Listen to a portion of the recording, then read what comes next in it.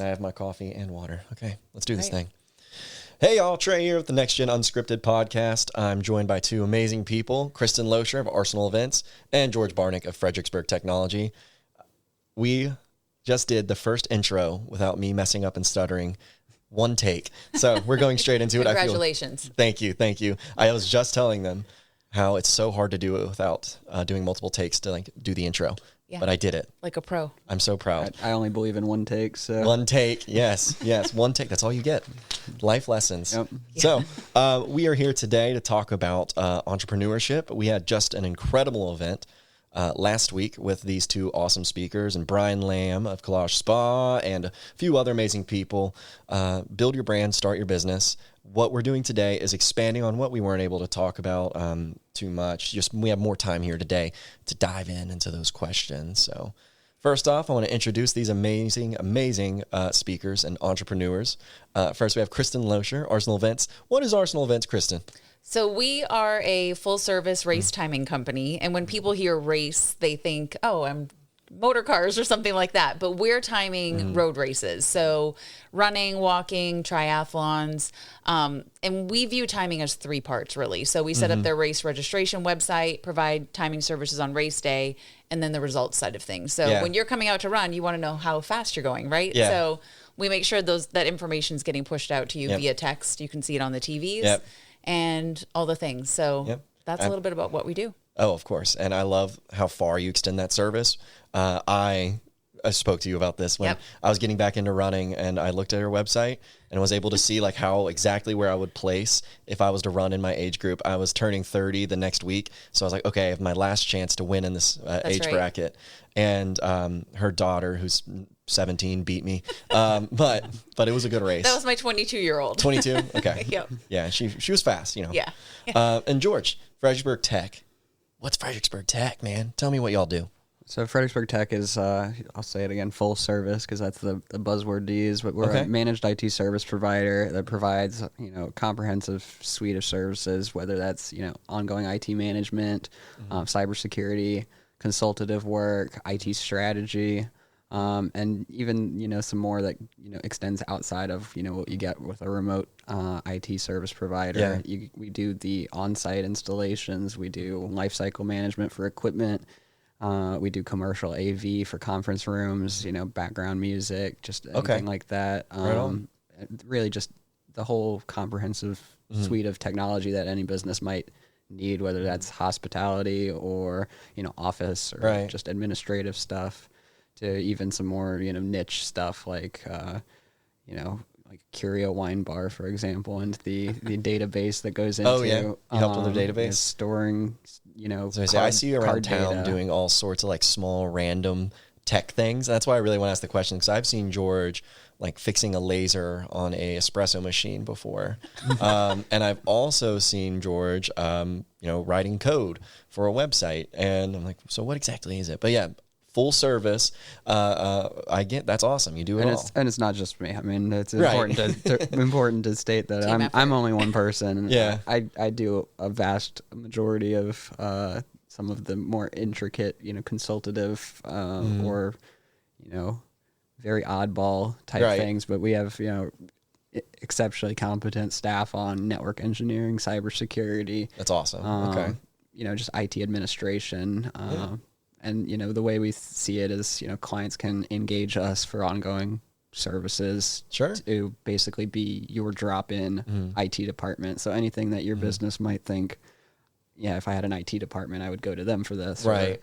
Or, I would have our IT director do this, or inform me about what we need to do for, this strategic venture or something. We are that drop-in IT department for an organization that couldn't staff it themselves. That helps really paint the picture, because it makes me wonder, if I do start my own business, who do I call with a very specific issue that is tech or IT, anything related, and that would be you all. That's a good way to phrase it, is your IT department, your tech department at a larger company, but you can find your local guy down the street and do it for you. Small or large scale, it's an advantageous model for both parties, since if you're running an accountant firm, you could have 4 CPAs and plenty of administrative support staff that handle your client accounts and, all those deadlines and things like that. But are you really going to want to staff, an IT engineer and 2 IT engineers? Because what are you going to do when your one IT engineer needs to take a week vacation, can go a week without any computer support? Or if your company just doesn't have that much needs, and you just you can find a tech company to do those ends for you. Rather than staff it all yourself. Yeah. And we'll talk about that later about, as an entrepreneur, what can you do all by yourself and what do you need help for? Icebreaker question to get to know you two a little bit. Okay. I'm curious what you're all going to say for this. If you weren't an entrepreneur, what would you be doing right now? Not like right now, like, 3:00 on a Tuesday, but like in life, what would your job be, or not job? Gotcha. So the most recent position I left when I was working full time for someone else was the general manager at Pure Bar Stafford. Yeah. So if you've been around me a lot, I love Pure Bar. I still work out there 4 to 5 days a week because it combines the 2 things I love. I really enjoy shopping. My husband's not a fan of that, but I also enjoy working out. And so it's the exercise part to keep moving, stay healthy. But the other side of that is the community that a fitness center brings. Sure. I worked at multiple facilities in the area since we've moved here in 2005. And some of my best friends have come from working at those places, whether it be coworkers or people I'm working out with. A lot of it's just the community and the fun. And I swear when you're suffering next to someone, there's a special kind of bond that comes from that. I think so. Yep. And they always talk about, if you ever go on to like blogs or, how to make friends, it's always go out to some sort of group exercise or group activity. And it's often places like Pure Bar and for sure. Yoga classes and such. For sure. Yeah. And it leads to bigger conversations too. I mean, there are times where people have broke down crying after class because something happened in their life. And I feel like you're laughing together, you're crying together, and you're going through life together. That's beautiful. It's a very good, very poetic way to phrase it. Thanks. I think so too. I'm gonna have to come out. George, what about you? What will you be doing? Honestly, it's a tough question because small business, self-employment's all I've ever done, and multiple iterations. But community service is a big thing that I spend a lot of time doing when I'm not working. So probably just more of that. Just whether that's working at the food bank or, volunteering at events or... I believe you're volunteering this weekend, aren't you? Volunteering or, involuntary, some volunteering. Yeah, I'll see you there. Riverfest? Yeah, I'll see you there, man. We're always, really, supportive of Riverfest and, do a substantial amount of work to help put that event on from a production standpoint. And that's, another, oddball thing that we do, but we do it because we can and because it's fun and it's important to our company culture too, in giving back to the community. We're not a production company. We don't do events for profit or whatnot, but that's one, standout event that we have the capability, we have the, the labor force to be able to do it. And you have the passion to get behind it. Yeah. And like I said, I go and I work there. It's an amazing event. So you'd be doing a lot of volunteer work, getting out there and helping out. Yeah, something that, I'm no stranger to is just saying yes to something. I've been told by like multiple. Yeah, exactly. Like a podcast. Multiple people have told me over the years too, you miss every opportunity that you don't take. And you never know what's going to stem from, volunteering or community service or things like this. You meet people that you wouldn't otherwise, fall into the same circles with. Yeah. You get exposed to, things that you wouldn't otherwise be exposed to. I mean, it's advantageous for business too, because you find opportunities that wouldn't otherwise, appear if you're, when you're working with other organizations. Absolutely. It really opens the door for a lot of, relationships, opportunities, things like that. Yeah. I mean, you're doing, and at the same time doing something so incredible for the community. So yeah, I'll see you there. We'll have a good time. Yep. So entrepreneurship, we had the event last week. You all crushed it on the panel. Brian was our keynote speaker. We learned so many different things about his story and then y'all's story as well. Wanted to dive in today into a lot of those lessons that we talked about. I'm no entrepreneur, so I'm going to ask you guys a lot of questions. We can talk as much as we want about it. I didn't even tell you guys before we started how long this is supposed to be. Oh, we'll find out. We'll find out. And that honestly, that's the right answer. But usually we aim for about 30 minutes, and we're about 10 minutes in. Okay. So, but yeah, let's get into it. There's a lot of different questions.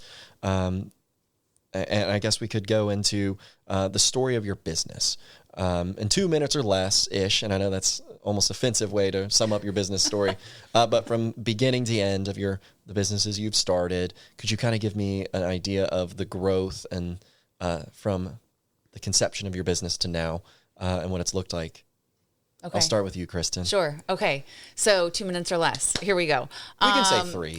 All right. Thank you. So I had worked with a couple of different organizations in the area, helping them open various fitness centers. Yeah. So I had that opportunity to see what it was like to open a facility from scratch, from the ground up. The hiring practices, what needs to be done on the HR side of things, financing, and a lot of those things, creating a business plan. So I had a lot of that experience. I always joke about it, and I say I had a midlife crisis in 2019. I turned 40 that year, and I don't know what it was about turning 40, but I started to feel halfway through that year that I was meant to do something else, right? There was something next, and I didn't know what that next thing was. So I gave my notice in October from the job I was working. I was the GM at a fitness and aquatic center. Loved that job. But I gave my notice in October and said, hey, I know it's a lot to have your GM leave, right? I'll stay on for the next 2 months. I'll get through this big event, and then I'm moving on. And so at that point, I didn't know what my next thing was. Okay. I had a part-time gig lined up, but I didn't have anything big. But at the Turkey Trot in 2019 was when I found out that the local race timer was retiring. So my husband and I had a running background, a fitness background. Our kids got into running. We were putting on a running club at their elementary school in Caroline County. So we did that, and we would time their mile races that we would host at the school. It was the worst kind of timing, but it was accurate, right? It was very tedious because it wasn't using any equipment. So I found out Vic was retiring, and I immediately went over to my husband and I was like, Vic Culp is retiring. I said, we need to do this. And he's said yes. Like, long and short of it, he said yes. At first, he was kind of like, you're insane. What are we doing? But he had also expressed interest in being a race timer because he really likes that technical data side of things. And I liked let's put on an event. It's going to be fun. Sure. So we met with Vic. We came up with an agreement to purchase all of his timing equipment, got all set to go, hired on his employees, and COVID hit in 2020. So very quickly, the business went from like, hey, everything's great. We're going to take over from Vic. All of these timing agreements are lined up for the rest of 2020. And at that time, we had to pivot. We put on virtual events. We were doing whatever we could to keep something alive. But we lost 90% of our projected business that year. And so it was a long grind coming back from that, which actually led me to Pure Barre. So I wouldn't have had it any other way looking back at it, because that was one of the best opportunities that ever fell in my lap. So I did that for a few years before the business really grew. Oh, okay. It grew, and while I was enjoying both things, running the race timing business, working at Pure Barre, we had a lot of family changes happening. My middle child chose a college in Phoenix, and that's really not anywhere near Stafford. Nope. So is that it was the same child that smoked me at the 5K? No, that's a different one. That's a different one. Okay. So anyways, it was looking at the family dynamics and family needs. It wasn't going to be doable anymore for me. So I had to give my notice there. But again, like I said, I work out there all the time. Yeah. Pure Barre is like my second family, and thankfully, our business now is doing really well, and it's exciting. And didn't you all have growing? How many events this year? So we will end up wild amount. We will end up timing, I would say, close to 60 races, and we host 6 or 7 ourselves each year. But we're expanding that now, where we'll add a few additional races. So I mean, that's so many races. There's only so many Saturdays and Sundays in a year. I know. We're pretty busy. What Saturdays do you get off? So we actually get a nice break from mid-December until close to the end of January, because there's not a lot happening. And we don't really want anything to happen because we Sure. need that break, that time to reset and make plans for the upcoming year. So, but other than that, I mean, it's few and far between. You know, we have that month and a half, like, let's take a vacation. Yeah. And I love hearing that, because now, like, you went from the beginning where like, oh my gosh, COVID, 0 races to now 60. And then you had what a lot of entrepreneurs do, their businesses start and they have another thing going on, whether they're at their full-time job or a part-time job like you did. And that's something you have to do sometimes. Yep. You got to suck it up. Yeah. And as well, you can use that to fuel, like, you know, Pure Barre. I'm sure there's some Venn diagram of, I know you can't lead a class and sell your services, but you know these people that are as well involved in the health world, wanting to get fit and go to these races. So it helps to know these people. Oh, for sure. I'm sorry if I didn't hear it correctly. Did you end up buying the LLC or just the equipment? We bought the equipment. Okay. So the original organization was set up as a nonprofit. And fun fact, you cannot purchase a nonprofit. So it doesn't work that way, apparently. So we ended up purchasing all of the equipment that they had. Sure. And the events that they were hosting. And we ended up setting up our own LLC. So with my husband and I as co-owners. And is it for profit? Mm-hmm. Okay. Gotcha. Right on. Well, that's an awesome story. Yep. Thanks for sharing. We'll dive more into all the lessons you learned along the way, and still are, I'm sure. I'll switch over to George. Kristen, feel free to interrupt and ask any questions too. I meant to tell you that as well. You guys can interview each other. I'm just a guy. Sure. But George, same thing. Like, you know, where's the origin of Fredericksburg Tech, and where are you now? I guess to start it off, I mean, it starts when I was probably a kid. Wow. Okay. I'm in the last generation of, people who grew up where in an age where not every single household had a computer or internet access. And I was fortunate to grow up with internet access and a family computer that I'd spent as much possible time on as I could. So even from like probably age like 5 or so, being fascinated by the computer and the capabilities and the incapabilities too, figuring out what limitations there were at the time, and trying to push the absolute limit with the hardware and lack of any resources that I had. It's funny. I would be totally afraid to do that. I'm like, nope, just do what it's telling me to do. Ranger Rick, like, fix his computer. I broke a lot of I broke the family computer a lot of times as a kid. I remember the family computer. I would not try. That's a thing in the sorry to interrupt. The family computer, though, yeah. And as a kid, I'd want to make sure, I'm like, oh man, I messed this up. Now how do I fix it so that I don't get in trouble? Right. So early computer troubleshooting. From a young age, and reading forums and stuff to learn more about all of that. Problem solving behind it is so fun. Yeah, by the time I was like in late middle school, I want to say like 8th grade probably. I was also, I was ahead in school a lot too, because I would spend a lot of time on the computer, also just like fast tracking like my grade school. I can see that about him. To the point where like math, for example, was always really interesting to me. So was history as a kid, and a little bit of science too, certain parts of science. So I was like, I would read and study stuff on the computer a lot too, so to the point where it put me ahead in school. But by my 8th grade year, I finally got like my own computer. Like a really, really low-end laptop. And back then, like cheap laptops, I mean, even to this day, cheap laptops are cheap laptops. They're not durable, and they don't hold up to a kid using them, which is why they're cheap. Because they're supposed to be replaceable. And it basically started falling apart. The hard drive ended up failing after like a year or so. And, I had, having no money, I can't go buy computer parts. And I also, didn't know at the time, that certain components and computers were just known to fail. And so I couldn't just go to my parents and say, hey, like this thing's broken. Can you warranty it? Or like, can we go get like new parts? I felt like I was like, oh man, I must have broken that computer. Maybe it was my fault. So I didn't want to, I wanted to solve the problems on my own. So I ended up, at that time, that was back before you could get Windows, installation media for free, or just put it on a flash drive easily. And now you'd have to go to Best Buy or to Office Depot and buy the actual disc, which wasn't going to work for an 8th grade kid. So I ended up getting into Linux systems. So I ran Linux on my personal computer, which is a free operating system for people who don't speak tech, but, more technical than your Mac OS or Windows computer.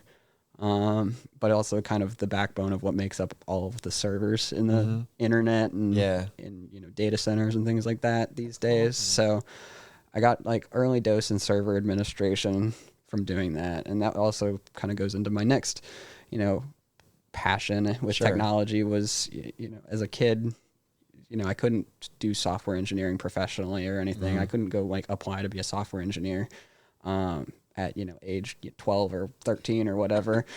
So I found a lot of open source software communities online, and that's the cool thing. If you don't know about software, is a lot of the software companies that are out there in the world are built on projects that are maintained and developed by just the general public. Other engineers that want to build an underlying source code that other people can use and derive for different products. That's nice. And someone else did a little of the work for you. The good thing is, when you're for an open source project, nobody cares if you're 12 or 60 as long as you write good code. So it's a really easy entry point to start contributing. So you were working away, in the mines of software just in for middle free. school. Well, I guess that's freshman year. But wow. So you had this knack. You were practicing it, I guess freelance. You don't get paid for that, do you? Yeah, no, it's just free. It's voluntary contributions. So so you've carried on those skills and passions. You get to your adult life, and then when does this become, whether it was a job first, I don't know, into then your own business? So like I said, I kind of was fast tracking my school at the same time I was, just pursuing passion in tech. So by the time I turned 16, I started at Germana, thinking I wanted to get a 2-year degree by the time I was 18, and then go into a computer science program at wherever I could get in. Unfortunately, I pretty much did the bare minimum in school, but at this point so that I could spend the most effort and time learning new things rather than taking tests and doing homework on stuff that I've already learned. So I could pretty much test out of most classes, but about this time, something with the state education system decided that like you could pass every test, but if you didn't do your homework, you were still going to fail the class. So I started failing out of classes just because I wasn't doing the homework. But instead, I was at home on my computer doing software engineering and just learning as much as I could beyond what they taught in the classroom.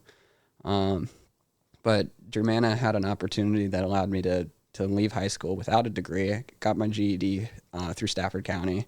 Wow. And started an associate's program in general studies. And about a semester in, I got bored of that because I realized I was like, wait, this is all the same thing that we were just doing in high school. So you start to see some repetition. I wanted to I know this already. I wanted to get to the point where like I was going to be learning new stuff or doing something applicable to a career. So in that apathetic, mindset of college, while I showed up to community college, whenever I needed to, I was looking for other things to do at the time. And I don't really know how it happened, or what the process was that sparked it in my mind, but I picked up photography as a hobby at the same time and started meeting people that, wanted a photographer, whether that was to take pictures of, headshots or, just really, you name it. I never did anything like senior pictures or anything. No weddings or anything. No wedding, no events, things like that. No but wedding. like it's a whole other industry. Like, hang on, my daughter's getting married next year, George. Static subject matter. And the thing that really started it actually was I was a big car guy at the time too, and met all the other car guys at Germana, and I realized that like at the time people loved to post pictures of their car on Instagram. That is a club there, I've noticed. I remember George's car. Like that was one of the things when I first met you. I was like, oh, he's a car guy. Yeah, I remember and I the Tesla, which is awesome. So, yeah, it's all right. The car photography started as a hobby, but then it ended up turning into the first business that I started.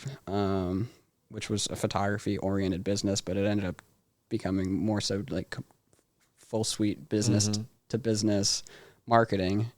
I never knew that. Yeah. That's cool. So that was a full-on LLC. Yep. There was a whole LLC to it and everything. And, you know, even locally, I'd spent a lot of time doing photography for automotive shops, like tint shops, wheel shops, customization shops, wrap shops, all that type of stuff. They're all businesses and they all need marketing content. And I got to a point where I could compose really good sales-worthy photos of automobiles or anything in the automotive space. So I did a lot of that, networked a lot with the local businesses and doing that, and also did some statewide or like national scale stuff too with like Ford Performance. And wow, that's so cool. I never knew that. Do you still have this LLC operation? No, I dissolved it and kind of sold all the equipment and all the remaining accounts a few years later. But long story short, you know, the parts of that business that I took away was, you know, learning how to scale.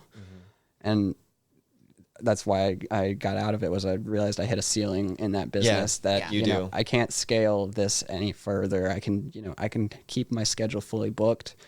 Some automotive photographers that I'm still, you know, connected to in professional circles, you know, do scale it by they outsource their editing or they hire editors. Right. But a lot of that stuff is more, you've got a formula, and if you have a formula, you can scale it by showing other people, like, this is how I want you to edit this photo, or this is how I want you to color grade this photo, or these are the deliverables that are expected by the client. But I was more into the whole reason I was doing photography was the creative side of it. Right. And that's you're like, I don't want to give that part up. Exactly. So you can't scale your vision. I've noticed a lot of businesses like that.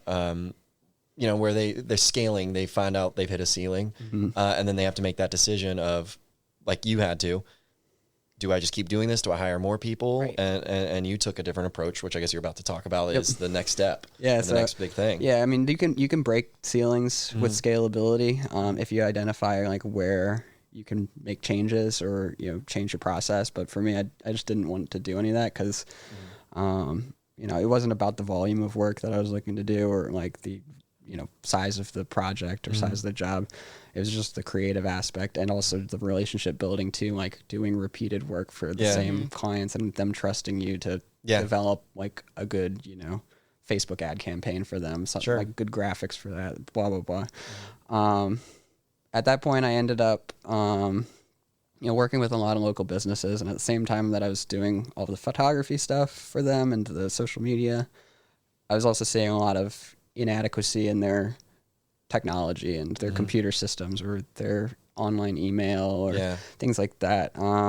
This is in the, you know, mid 2010s at this point, and things have come a long way since then. But at the time there were, you know, people that were just using like completely unmanaged computers, not using like work emails. And some people still do just use a Gmail account for their whole business. And we don't recommend that, but, yeah, it is. I just know what you mean. You find some wild, I don't know exactly the term, but a large business doing something so clearly, like it doesn't take a tech expert to realize, oh my gosh. Yeah, and it's just they've always done it that way, for example. But because I was seeing that, and because I had a background in, you know, playing with computers, tinkering with computers, and even was at the same time still doing a lot of software engineering and development stuff for, you know, hobby projects and other online communities I was still active with, I, you know, kind of pivoted and identified that there's a real need for small business IT services and ongoing IT support services for these organizations that don't have an IT guy internally. And it's by no means that says that, you know, if you're a small business owner and you have a social media person or a photographer that you hire to do your social media, they're by no means going to be your IT person. Right. Yeah. It's just different skills. Coincidental that I was a really, you know, passionate computer person and also a creative, you know, photographer and, you know, marketing professional at the same time. But the small business community was where the parallel came together and created the next business opportunity. So I ended up starting an IT service company. initially started, just to do, IT services, whether it was, a la carte or, fix a computer, your typical computer shop type, services that you'd expect. And, grew that for several years and became pretty well connected in the community with a lot of different professionals, with the Chamber of Commerce and a lot of other, organizations and outlets. So, scaled that for quite some time, to a point where, I had a business partner in that, a friend from high school, and we basically grew to a point where that business wasn't going to work out as a partnership anymore. And you need to do your own style, exactly, your own business. Yeah, the vision that we started with, and that I started with, and the values behind that kind of shifted. So. It's like you said, that was at that point. I don't know if after the few years was a lot of a la carte, and then you started to shift to more of managed IT service. Yeah, and we'd been doing managed IT in the partnership for quite some time, with plenty of clients that still get managed IT services to this day. Sure. But the real difference was for me, like, providing IT services is more than just like a transactional relationship. It's more than, I'm a small business owner and I know I have computers, so I want to hire this company to manage them for me and make sure that they're patched with updates and make sure they've got the latest, security software and security updates. Yeah. There's a lot more, like that's the bare minimum of what like managed IT services would look like for a business relationship. But for me, the real value is understanding the client thoroughly. It should be a relationship where you get to see a lot of their business and be able to help them with things they may not even know they need help with. Exactly. Like identify opportunities, and also, hear their side of the story too. Like, what are they trying to accomplish and how can we help? Yeah. Even just right before this podcast, I was meeting with one of our clients. Right on. I won't tell you who, but another chamber board member, Secret. technically. Okay. And they stopped by just to talk about, what their plans are, how they can make better use of their team, and their office. They have a physical office location, but they want to expand their workforce, but don't want to have to get a new building. Right. So how can you, utilize the technology systems you have where people can, work modernly and, adaptively, where, you could pick up your laptop and take it home, right, or work at a different desk one day, and you're not bound to like that one workstation or that one office that you're used going to. beyond and doing almost a consultant role at that point. That's awesome. So you're going everything that you can do for them. Exactly. Yeah, and I feel like that's a big part of what you do, because I remember, I joke about, like, this young kid comes into my office and he's talking to me about IT and all this stuff when I was working at the Rouse Center, and they ended up doing our IT services and stuff. A lot of it comes down to, yes, finding out what we need as a business, and then, but also the second step is explaining it, right? So like, hey, here are our recommendations, and here's why, right? Because a lot of times, sometimes when you don't understand that fully, right, which is why you outsource something like that. I didn't go to school for IT, right. And so to be able to have the explanation to go along with it is also very helpful. Because sometimes you feel like you're being sold a bunch of services. You're like, do I really need these services? Do I not? So to be able to have like that second layer or different options too, because our building was kind of complex, where you have the pool area, right? That area needs Wi-Fi. What kind of equipment can withstand the humidity, the chlorine in the air? And, there's different complexities that go to different areas of the building and what works best. And what do you do when you go from your basic membership people, people kind of coming and going throughout the day to, oh, hey, we have 1,000 people in the building and they all want to connect to Wi-Fi right now at the same time. Yeah, that's a huge issue. So it was helpful to be able to have the conversations with George back in the day to be able to give the additional, hey, here's what we think. And here's why. That's awesome. And I think that kind of, your perspective on that too, falls in line with one of our, core values too, which is trust. Like every business engagement that we get into, every relationship we start with another business owner relies on trust. Because, historically there are plenty of industries that are very salesy or very pushy, and the IT industry is not, excluded from that either. There's it can happen to everyone. Absolutely. There's some computer shops even to this day that, or IT companies. I call them computer shops if they're not providing, the same level of relationship driven experience that we are. But I see other computer shops that, their bread and butter is the margin they make on computer sales or monitor sales. So they walk into a business and they, say, oh, you need like 30 new computers. Upsell this. Upsell this, upsell that. Or like, you need this extended warranty, this and that. It's like, we don't do that. We do make a margin on hardware, obviously, because we're a business, and it would be silly if we didn't. But, that's not our driving force. Yeah. Well, and I think that trust, you're in the business to make some money. Yeah. Well, consumers, they see that and they look out. Like when I go get my car fixed up, I don't know exactly what is or isn't wrong with it, but I am very cautious and critical because you always hear like they're going to want to replace that air filter. Right. And the same thing when I go, no, I'll do it myself. Right.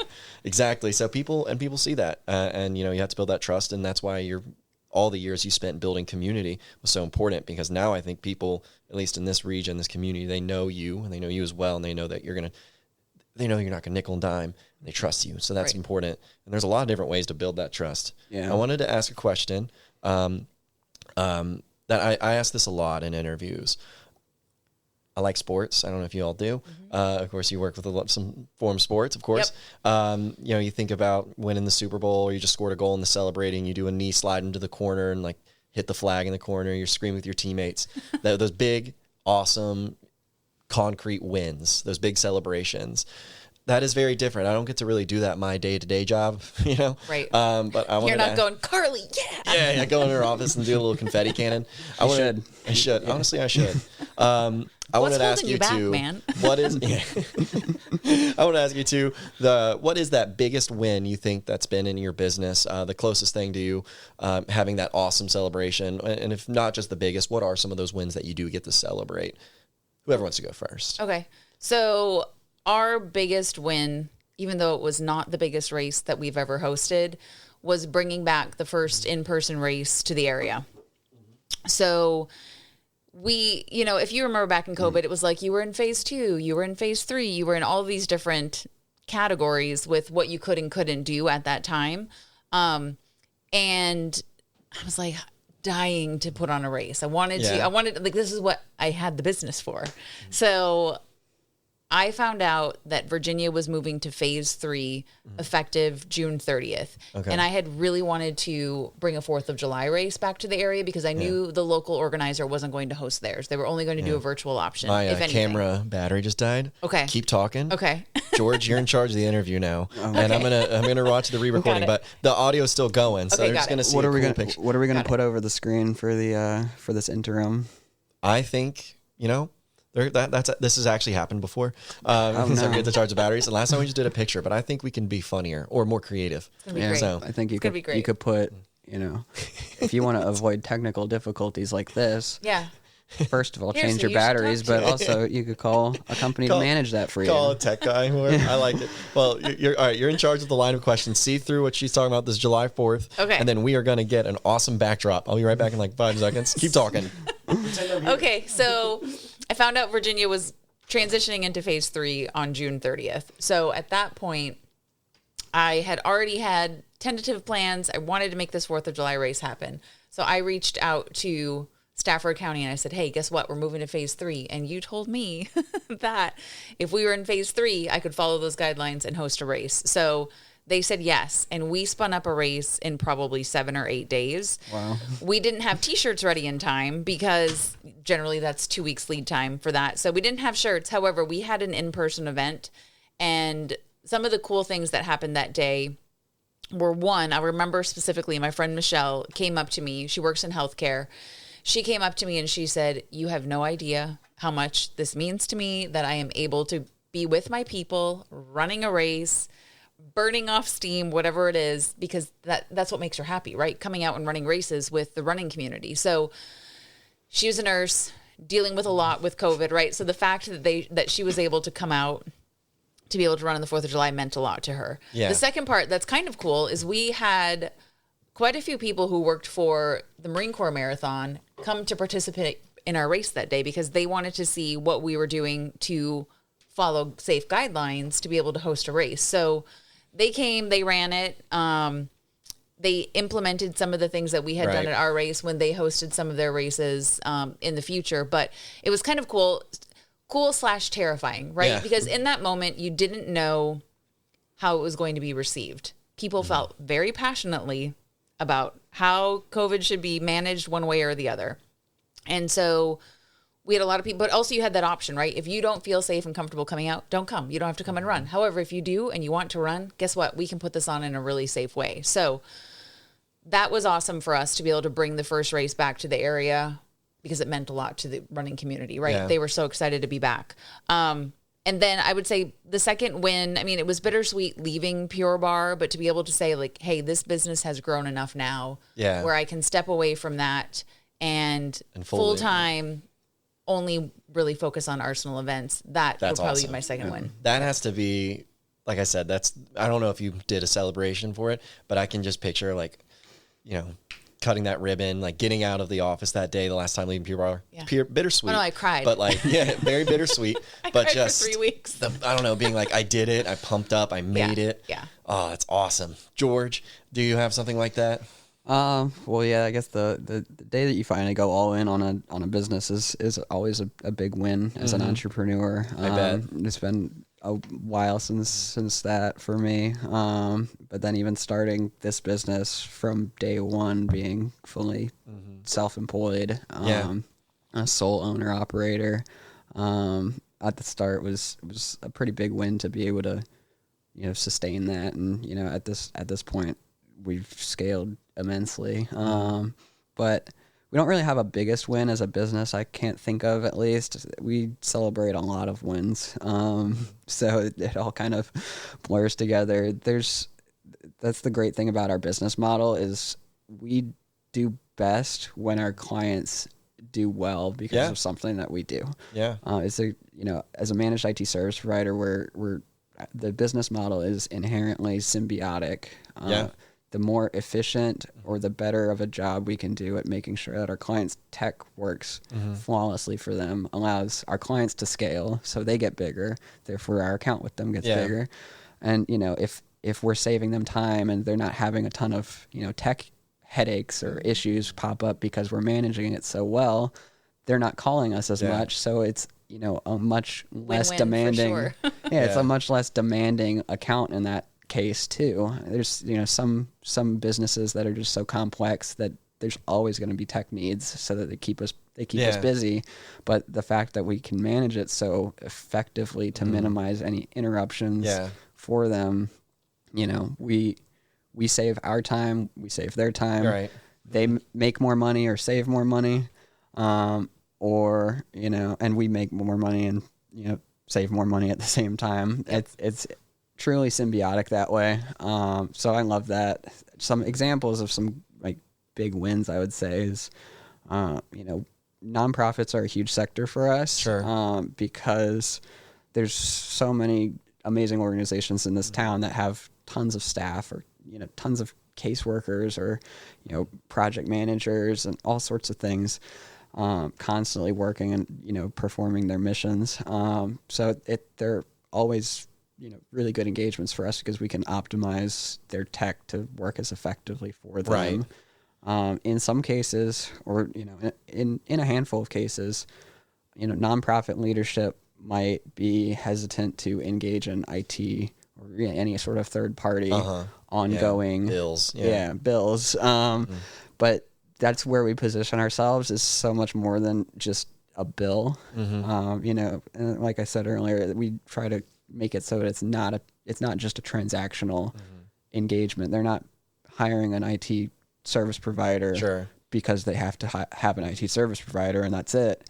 They're hiring us over all the other IT service providers in town because not only are we going to manage and guide them through their IT, management needs, but we're also going to be at that strategic resource for them where, they can look at us and say, we're getting this grant to expand this program. How can we make this, program as efficient or, effective as possible with, the tech and the services that you provide, whether that's, something in, health and,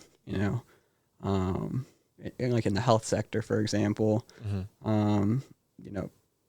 every single case manager that you might have, and I can name some examples of some clients that we've had truly great success with in the nonprofit space. I mean, Fajas is a great example, and Micah, both of them have caseworkers, and their staff directly work with community members that really need those services, and we are able to make sure that every dollar, because with being a nonprofit, those dollars are very limited. Yeah, fundraising is critical, and so we want to make sure that the dollars are being spent in the right and most effective areas. And it has to be so rewarding when you do it with the nonprofit and the wins just aren't a better system, but you see that actually helping people and then to an extent saving lives. Exactly. Yeah. So that can be huge when you're getting to those nonprofits. We're talking about Riverfest this weekend. Your services don't just mean, okay, like Chamber of Commerce can when we call our tech provider and get help, like, okay, we fix my headphones or the printer isn't working. It's not just you're fixing a printer. You are actually helping the river become a cleaner place. You are helping Micah get people in homes. So that's huge. And I could definitely see why you'd want to celebrate that. Yeah, there's been examples too where, leadership, and especially at the board level of a lot of nonprofits, want to see numbers. And if the only number you're looking at is the price of the managed IT service bill, then you're not looking at the full picture. Since there's been instances where we've gone into a relationship with a nonprofit knowing that we're more expensive than their last provider, but we, our experience in that field instantly translates to new grants, better, cost optimization and cost efficiency in other areas of what they're spending their money on. Well, I think if you lead with that honesty, like you do, I think they see that, and that abounds about, like you said, with trust. I want to ask you guys a couple more questions before we wrap it up. I'm going to ask one for Kristen, then one for George, and then we'll just say goodbye. All right. We've mentioned this a little bit earlier. We were just talking about, getting new services. You run the company. What services do you try to do all by yourself, and when do you know you need to stop and get help? It's no longer time for DIY, do it yourself. You got to call in for help. Because a lot of times I see a lot of entrepreneurs doing things that, you save so much time and money if you can learn to do something on your own. Tell me, maybe one specific story and, a time when you needed to call for help. Right. So definitely 2020, 2021, I was doing it all. I had to. Yeah. So down to I established our QuickBooks Online account. I set up our chart of accounts. Because I had done that before in previous workplaces I had been. So I had, I had that experience. I knew what I was doing. But as far as filing taxes, no. Obviously, we were working with an accountant. But then it got to the point where I said, hey, really there needs to be checks and balances, especially when I started to draw a salary from the business. Where I wanted someone in accounting doing my monthly reconciliation. So I do outsource that. And of course, again, have an accountant work on our business taxes and personal taxes every year, because I'm not touching that. I want to make sure I'm good with the IRS. Yeah. But and I would say the second piece that I would like to, when I can, because a lot of it comes down to the financials, right? Is outsourcing the social media marketing side of things, because that's something that I'm generally still doing. Yes, we hire photographers for race day because that's important for me, that athletes are getting quality photos. It's not me and my iPhone, right? At the races we're hosting. Yeah. I have a professional photographer coming. Those race photos are free to all the athletes. They're getting great photos of themselves from race day. So there are certain things that, yes, I can fit that into the budget right now, and I'm able to make that happen. But I would love to have someone kind of take over all of the social media and marketing side of things, because that's time consuming for me. Yeah. And my time would be better spent elsewhere. Yeah. I think it's a matter of looking at your resources and what time do you have available. And, you have a family, So you have to consider all of these other factors. And the time that you have to put towards, the actual operations of what it is that you do. Like that's an important part too, is if you're a business owner that's caught up doing, nitty gritty stuff like accounting or bookkeeping or, IT management or, troubleshooting printers. Anyone can do a lot of that. Yeah. You as the entrepreneur should be focusing on. They think they can do it, but you should be focusing on, what it is that you actually want to do. Like if you're, an automotive shop, you don't need to be fixing cars. Yeah. You should be figuring out how you get more cars and more bays and, scaling growth. That rather than figuring out, why does the router need to be unplugged and replugged every few minutes. Absolutely agree. Yeah. You've got to consider what you're in it for and what you're doing and what you would enjoy doing. And, not everyone at your job, like only you are going to get more people in your business. Anything that you're doing that's not contributing to your underlying business's mission is just a distraction. Yeah, you can be slowing yourself down. So when you DIY, you should definitely be looking at, the time you're spending there. If a project, sure, it might be $1,000 to get someone else to do or an employee to less. You got to think about how many hours would you be spending there, and not going crazy. And as well, you can just save so much time or more damage if you do something you're not able to do. You try to do your own taxes, you try to do your own insurance, you try to do some wiring in your lights, and then the next day they come in and the lights aren't on. Yeah, I'm not doing that. George, question for you. What is a myth about entrepreneurship you wish people would stop believing?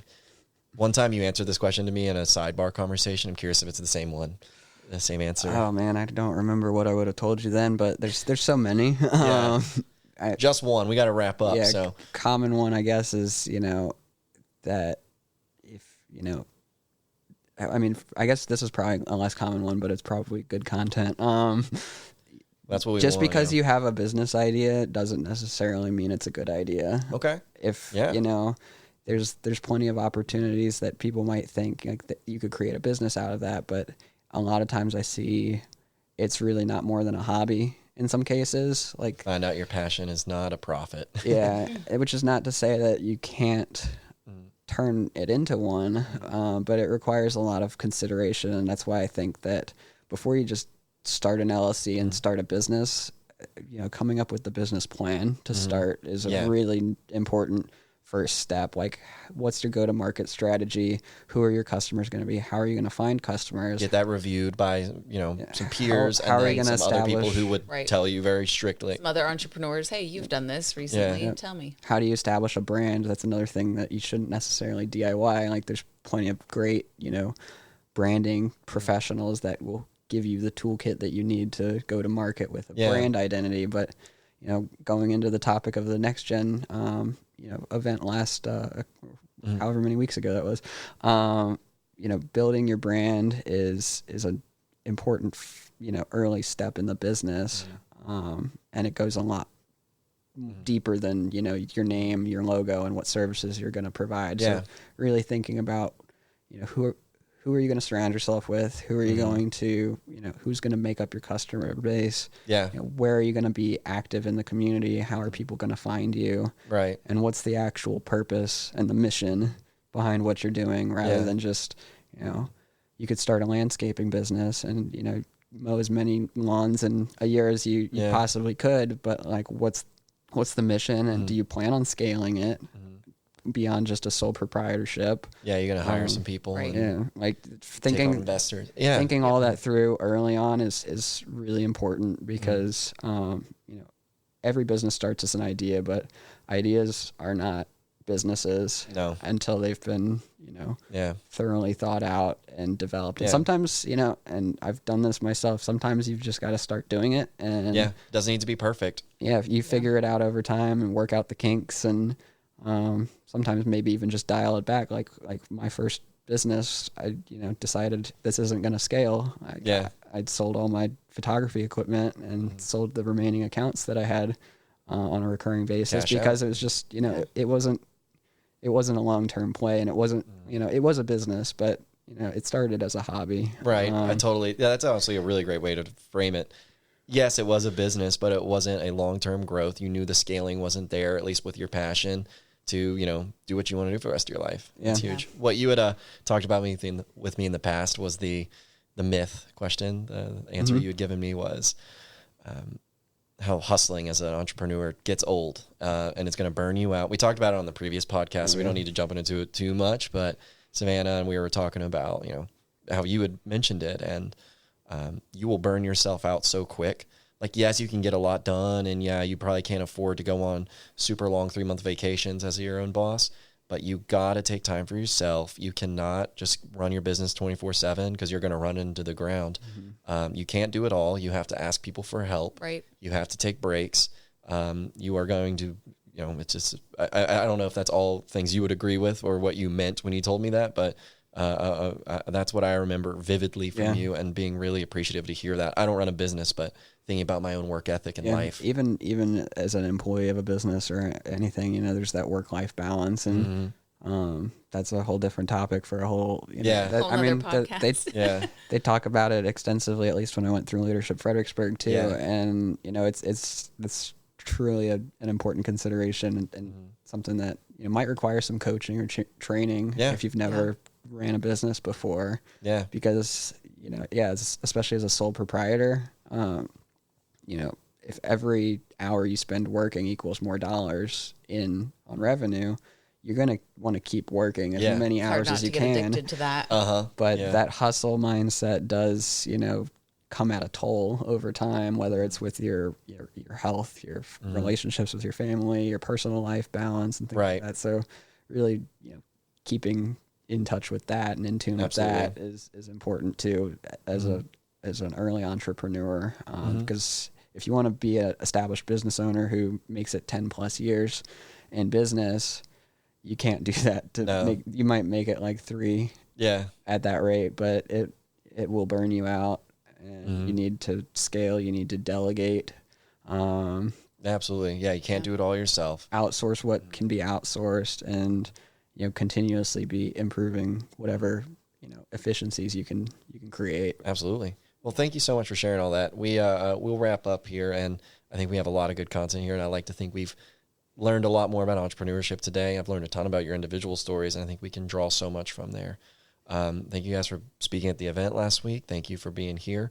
Was it last week? It seems like a year ago. Might have been a week and a half. Week and a half. I don't know. Yeah, I can't remember. It was the 4th, right? It was September. Yeah, it was a while ago. 10, 11, 12-ish days as of recording right now. But thank you all so much. We have a couple other things going on in Next Gen. If you guys want to come out to our 505s and meet us there for a drink at the Country Club, that's October 9th. If you want to volunteer with us at Riverfest, I don't know if this video will be up by then, but that's September 20th. You should. Yeah, you should do it either way, retroactively. Put in your calendar for next year. And you can still donate to clean up the river, or come out and help with any time with the Friends of the Rap. So a lot of great stuff going on. We have a cornhole tournament as well, November 15th. Save the date. Thank you guys so much for being here. Thanks you for sharing. Thanks for having us. Yeah, it was lots of fun.